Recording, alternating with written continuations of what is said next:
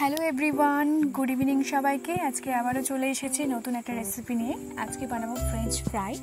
তো French fry বানানোর জন্য কি লাগবে ঘরোয়া পদ্ধতিতে, তো সেটাই দেখে নেওয়া যাক। তো প্রথমে আমি এখানে গ্যাস অন করে একটা কড়াই বসিয়ে দিয়েছি, আর কড়াই আমি 2 গ্লাস মতো জল দিয়ে দিয়েছি আর 2 টেবিল স্পুন মতো নুন দিয়ে দিয়েছি। তো নুনটা দেওয়ার কারণ হচ্ছে যাতে আলুগুলো একটু সেদ্ধ হয়ে যায়। তো তারপর তো আমরা তেলে ফ্রাই করবই। তো এখানে আমি লম্বা লম্বা করে পাতলা পাতলা করে আলুগুলো কেটে নিয়েছি।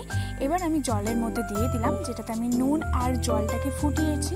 তো সেই জলের মধ্যে আমি 2 থেকে 3 মিনিট মতো সেদ্ধ হতে দেবো। আর একদিকে অন্য একটা প্লেটে অল্প একটু বেসন আর কিছুটা ময়দা নিয়ে থালাটার মধ্যে রেখে দিয়েছি, কারণ এটা 2-3 মিনিট ফোটা হয়ে গেলে তো আমার দেখো তোমাদের সাথে কথা বলতে বলতে ফোটাও হয়ে গেছে। তো ফুটে গেছে, একটু হালকা সেদ্ধও হয়ে গেছে। তো এটা এবার আমি ওই প্লেটে তুলে নেবো যেটার মধ্যে ময়দা আর বেসন রাখা আছে। তো এইদিকে তোমাদের সাথে কথা বলতে বলতে কিন্তু আমাদের আলুটা হালকা সেদ্ধ হয়ে গেছে। এবার আমরা একটা ছাঁকনি করে তুলে নেব আর ওই ময়দা আর বেসনের প্লেটটাই রেখে দেবো।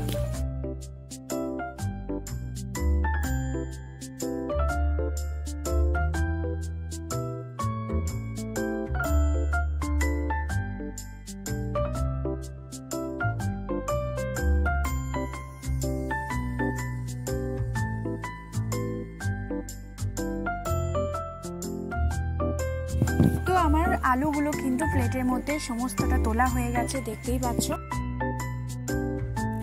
তো যে কড়াইটার মধ্যে আমি আলুগুলো ফুটিয়ে নিয়েছিলাম, তো সেই কড়াইয়ে জলটা ফেলে দিয়ে আমি এবার ওই কড়াইয়ে একটু সর্ষের তেল দিয়ে দেব।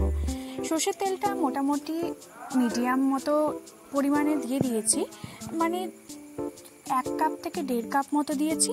তো এবার আমি বেসন আর ময়দার মধ্যে আলুগুলো রেখেছিলাম, তো সেগুলো ভালো করে হাতে করে মাখিয়ে নেব, যাতে বেসন আর ময়দাটা আলুর গায়ে লেগে থাকে। তারপরে আমরা এইভাবে তেলের মধ্যে ছেড়ে দেব প্রত্যেকটা আলু। তো এইভাবেই আমরা প্রত্যেকটা আলু ভালো করে ডিপ ফ্রাই করে নেব। তো তারপরে নামিয়ে নিলে একদম রেডি হয়ে যাবে আমাদের ঘরোয়া পদ্ধতিতে।